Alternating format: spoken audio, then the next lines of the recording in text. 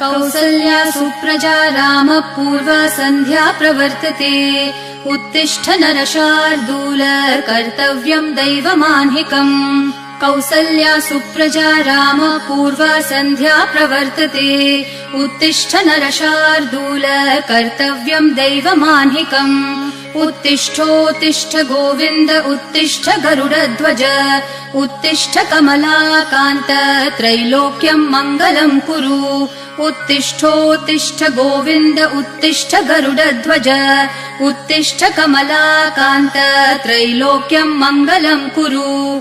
मातः समस्त जगताम् मधुकैटभारेः वक्षो विहारिणि मनोहर दिव्यमूर्ते। श्रीस्वामिनि श्रित जनप्रिय दानशीले श्रीवेङ्कटेश दयिते तव सुप्रभातम्। मातः समस्त जगताम् मधुकैटभारेः वक्षो विहारिणि मनोहर दिव्यमूर्ते। श्रीस्वामिनि श्रित जनप्रिय दानशीले श्रीवेङ्कटेश दयिते तव सुप्रभातम्। तव सुप्रभातमरविन्दलोचने भवतु प्रसन्न मुख चन्द्रमण्डले। विधिशङ्करेन्द्र वनिताभिरर्चिते वृषशैलनाथ दयिते दयानिधे। अत्र्यादि सप्त ऋषयः समुपास्य सन्ध्याम् आकाश सिन्धु कमलानि मनोहराणि आदाय पादयुगमर्चयितुम् प्रपन्नाः। शेषाद्रिशेखर विभो तव सुप्रभातम्। पञ्चाननाब्ज भव षण्मुख वासवाद्याः त्रैविक्रमादिचरितम् विबुधास्तुवन्ति। भाषापतिः पठति वासर शुद्धिमारात्। शेषाद्रिशेखर विभो तव सुप्रभातम्। ईषत् प्रफुल्ल सरसीरुह नारिकेल पूगद्रुमादि सुमनोहर पालिकानाम् आवाति मन्दमनिलः सह दिव्यगन्धैः। शेषाद्रिशेखर विभो तव सुप्रभातम्।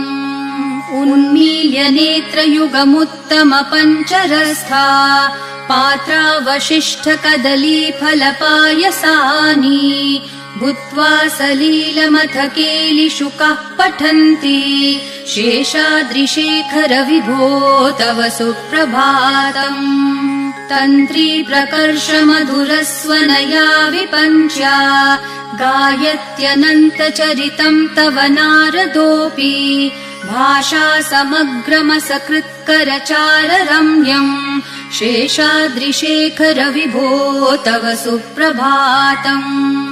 भृङ्गावली च मकरन्दरसानुविद्ध झनकार गीतनिनदैः सह सेवनाय निर्यात्युपान्त सरसी कमलोदरेभ्यः। शेषाद्रिशेखर विभो तव सुप्रभातम्।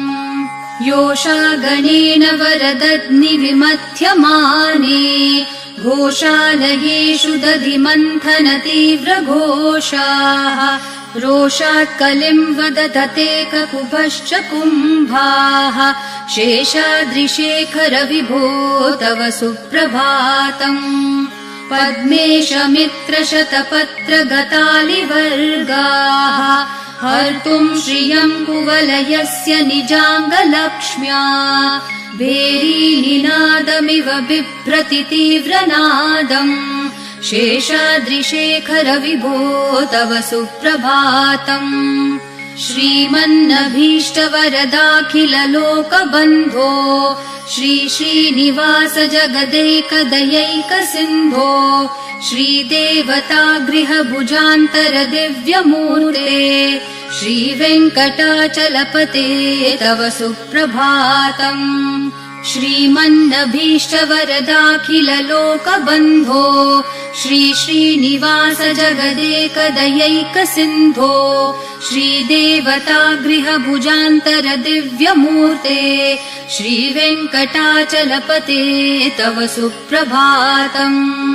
श्रीस्वामी पुष्करिणिकाप्लवनिर्मलाङ्गाः श्रेयोर्थिनो हरविरिञ्च सनन्दनाद्याः द्वारे वसन्ति वरवेत्रहतोत्तमाङ्गाः श्रीवेङ्कटाचलपते तव सुप्रभातम् श्रीशेषशैलगरुडाचल वेङ्कटाद्रिनारायणाद्रिवृषभाद्रिवृषाद्रिमुख्याम् आख्याम् त्वदीयवसतेरनिशम् वदन्ति श्रीवेङ्कटाचलपते तव सुप्रभातम् सेवापरः शिवसुरेश कृशानुधर्म रक्षोऽम्बुनाथ पवमानधनाधिनाथाः बद्धाञ्जलि प्रविलसन्निज शीर्षदेशाः श्रीवेङ्कटाचलपते तव सुप्रभातम्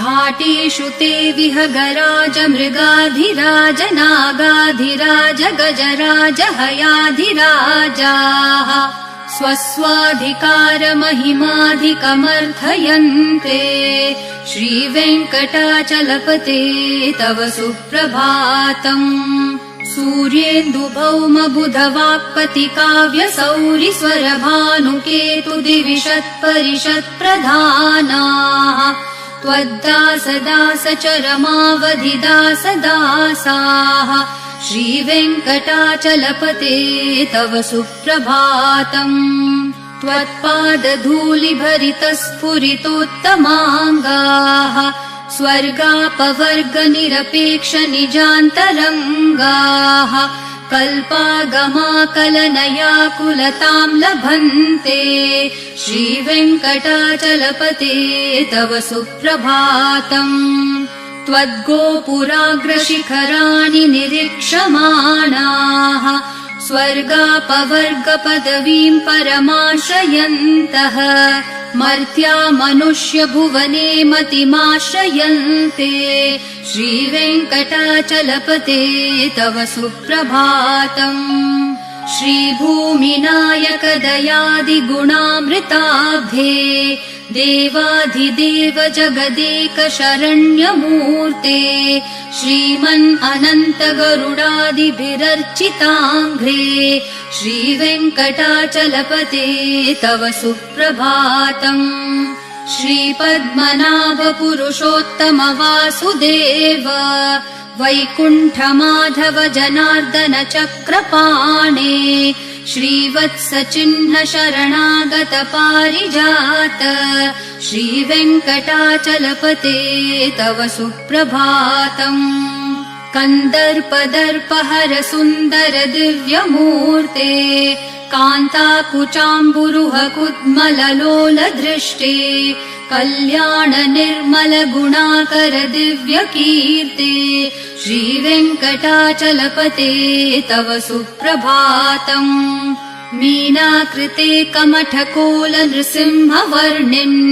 स्वामिन् परश्वथ तपोधन रामचन्द्र शेषांश राम यदुनन्दन कल्किरूप श्रीवेङ्कटाचलपते तव सुप्रभातम् एलालवङ्गधनसार सुगन्धितीर्थम् दिव्यम् वियत्सरिति हेम घटेषु पूर्णम् धृत्वाद्य वैदिक शिखामणयः प्रहृष्टा तिष्ठन्ति वेङ्कटपते तव सुप्रभातम् भास्वानुदेति विकचानि सरोरुहाणि सम्पूरयन्ति निनदैः ककुभो विहङ्गाः श्रीवैष्णवा सततमर्थितमङ्गलास्ते धामाश्रयन्ति तव वेङ्कट सुप्रभातम् ब्रह्मादयः सुरवराः समहर्षयस्ते सन्तः सनन्दन मुखास्तवथ योगिवर्याः धामान्तिके तव हि मङ्गलवस्तु हस्ताः श्रीवेङ्कटाचलपते तव सुप्रभातम् लक्ष्मीनिवास निरवद्य गुणैकसिन्धो संसार सागर समुत्तरणैकसेतो वेदान्तवेद्य निज वैभव भक्त भोग्य श्रीवेङ्कटाचलपते तव सुप्रभातम्। लक्ष्मीनिवास निरवध्य गुणैक सिन्धो संसार सागर समुत्तरणैक सेतो वेदान्तवेद्य निज वैभव भक्त भोग्य श्रीवेङ्कटाचलपते तव सुप्रभातम्। इत्थं वृषाचलपतेरिह सुप्रभातम्। ये मानवः प्रतिदिनं पठितुं प्रवृत्ताः तेषां प्रभातसमयस्मृतिरङ्गभाजाम् प्रज्ञां परार्थसुलभां परमां प्रसूते। इत्थं वृषाचलपतेरिह सुप्रभातम्। ये मानवः प्रतिदिनं पठितुं प्रवृत्ताः तेषां प्रभातसमयस्मृतिरङ्गभाजाम् प्रज्ञां परार्थसुलभां परमां प्रसूते। कमलाकुचूचुककुङ्कुमतो नियतारुणतातुलनीलतनो कमलायतलोचन लोकपते विजयी भव वेङ्कटशैलपते। कमलाकुचूचुककुङ्कुमतो नियतारुणतातुलनीलतनो कमलायतलोचन लोकपते विजयी भव वेङ्कटशैलपते। स चतुर्मुख षण्मुख पञ्चमुख प्रमुखाखिल दैवतमौलिमणे शरणागत वत्सल सारनिधे परिपालय मां वृषशैलपते। अतिवेलतया तव दुर्विषहै अनुवेल कृतैरपराधशतैः भरितं त्वरितं वृषशैलपते परया कृपया परिपाहि हरे। अधिवेङ्कटशैलमुदारमते जनताभिमताधिकदानरतात् परदेवतया गदितान्न गमै कमलादयितान्न परं कलये। कलवेणुरवावश गोपवधू शतकोटिवृतात् स्मरकोटिसमात् प्रतिवल्लविकाभिमतात् सुखदात् वसुदेवसुतान्न परं कलये। अभिराम गुणाकर दाशरथे जगदेक धनुर्धर धीरमते रघुनायक राम रमेश विभो वरदो भवदेव दया जलदे। अवनीतनया कमनीयकरं रजनीकर चारुमुखाम्बुरुहम् रजनीचर राजतमो मिहिरं महनीयमहं रघुराममये।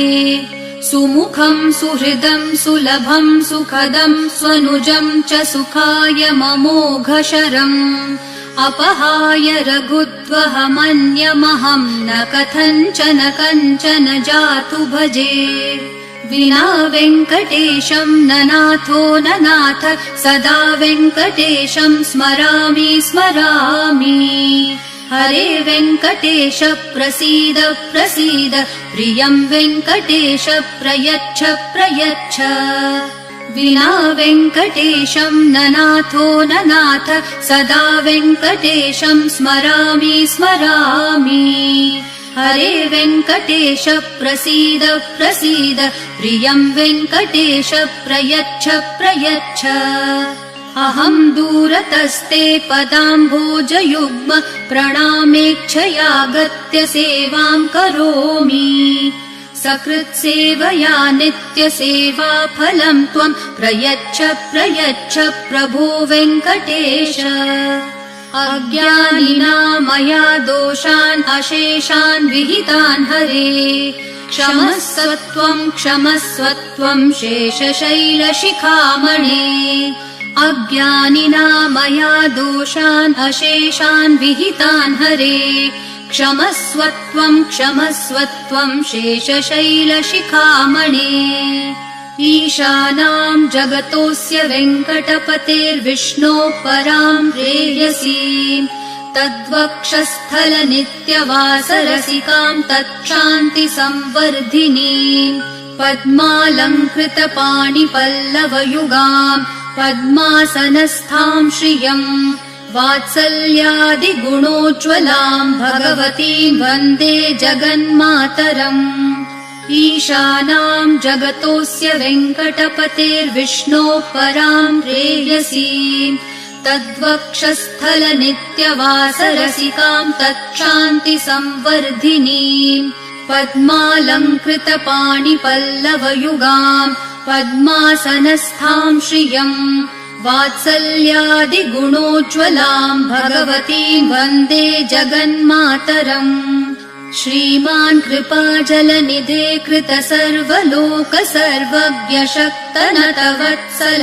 सर्वशेषिन् स्वामिन् सुशील सुलभाश्रित पारिजात श्रीवेङ्कटेश चरणौ शरणम् प्रपद्ये श्रीमान् कृपाजलनिधे कृत सर्वलोक सर्वज्ञ शक्तनतवत्सल सर्वशेषिन् स्वामिन् सुशील सुलभाश्रित पारिजात श्रीवेङ्कटेश चरणौ शरणम् प्रपद्ये आनूपुरार्पित सुजात सुगन्धि पुष्प सौरभ्य सौरभकरौ समसन्निवेशौ सौम्यौ सदानुभवनेऽपि नवानुभाव्यौ श्रीवेङ्कटेश चरणौ शरणम् प्रपद्ये सद्यो विकासि समुदित्वर सान्द्र रागः सौरभ्य निर्भर सरोरुह साम्यवार्ताम् सम्यक्षु साहसपदेषु विलेखयन्तौ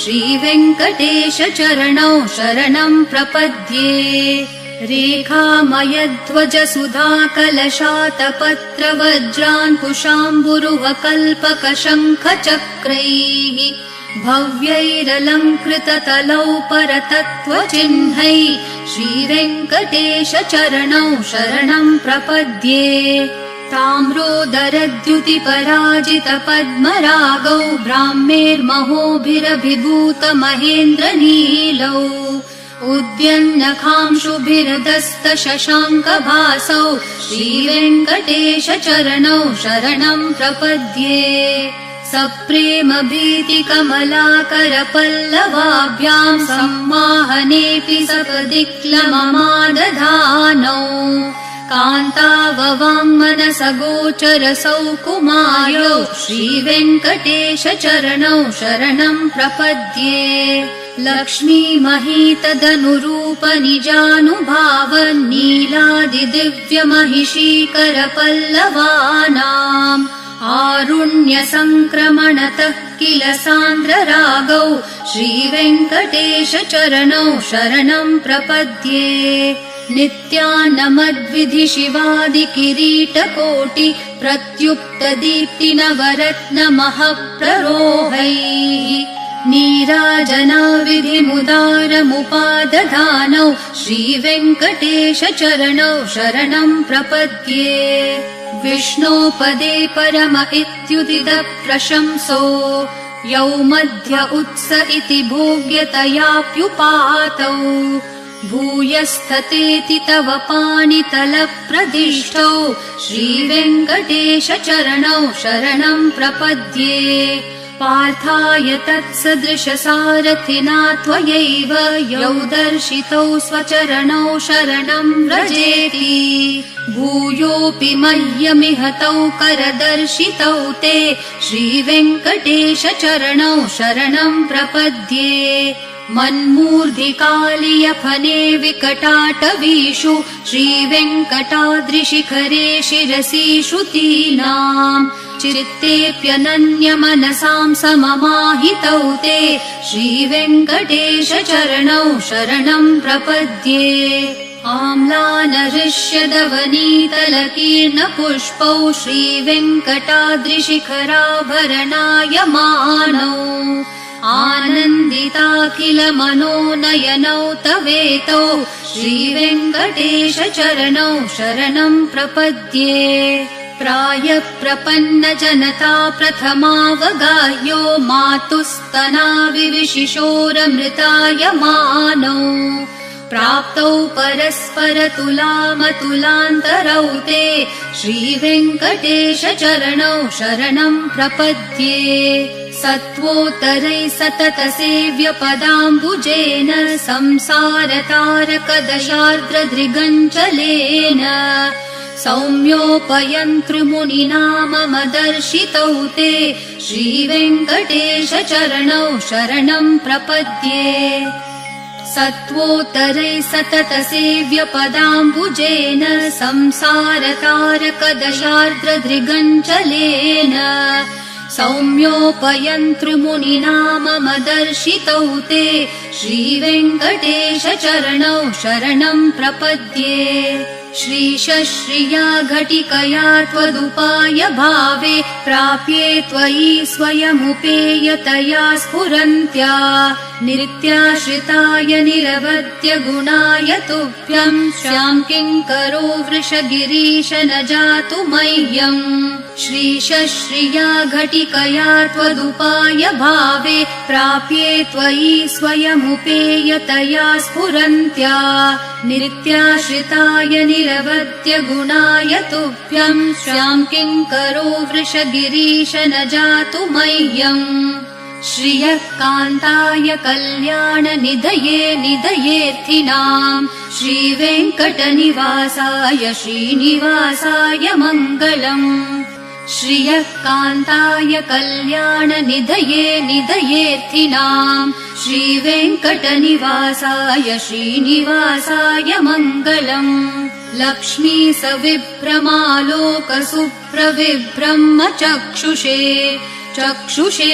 सर्वलोकानां वेङ्कटेशाय मङ्गलम् श्रीवेङ्कटाद्रिशृङ्गाग्रमङ्गलाभरणाङ्ग्रये मङ्गलानां निवासाय श्रीनिवासाय मङ्गलम् सर्वावयवसौन्दर्यसम्पदा सर्वचेतसाम् सदा सम्मोहनायास्तु वेङ्कटेशाय मङ्गलम् नित्याय निरवध्याय सत्यानन्दचिदात्मने सर्वान्तरात्मने श्रीमद्वेङ्कटेशाय मङ्गलम् स्वतः सर्वविदे सर्वशक्तये सर्वशेषिणे सुलभाय सुशीलाय वेङ्कटेशाय मङ्गलम् परस्मै ब्रह्मणे पूर्णकामाय परमात्मने प्रयुञ्जे परतत्त्वाय वेङ्कटेशाय मङ्गलम्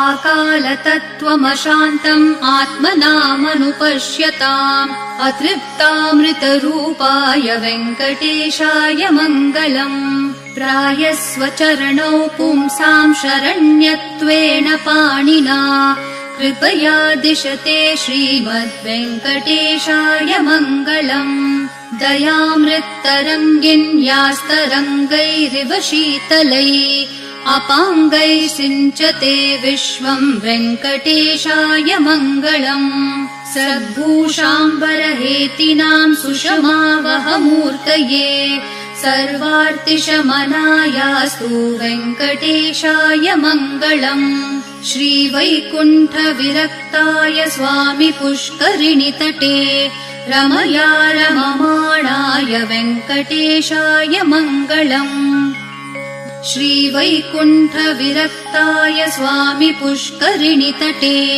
रमया रममाणाय वेङ्कटेशाय मङ्गलम् श्रीमत्सुन्दरजामातृमुनिमानसवासिने सर्वलोकनिवासाय श्रीनिवासाय मङ्गलम् मङ्गलाशासनपरैर्मदाचार्यपुरोगमैः सर्वैश्च पूर्वैराचार्यैः सत्कृतायास्तु मङ्गलम्।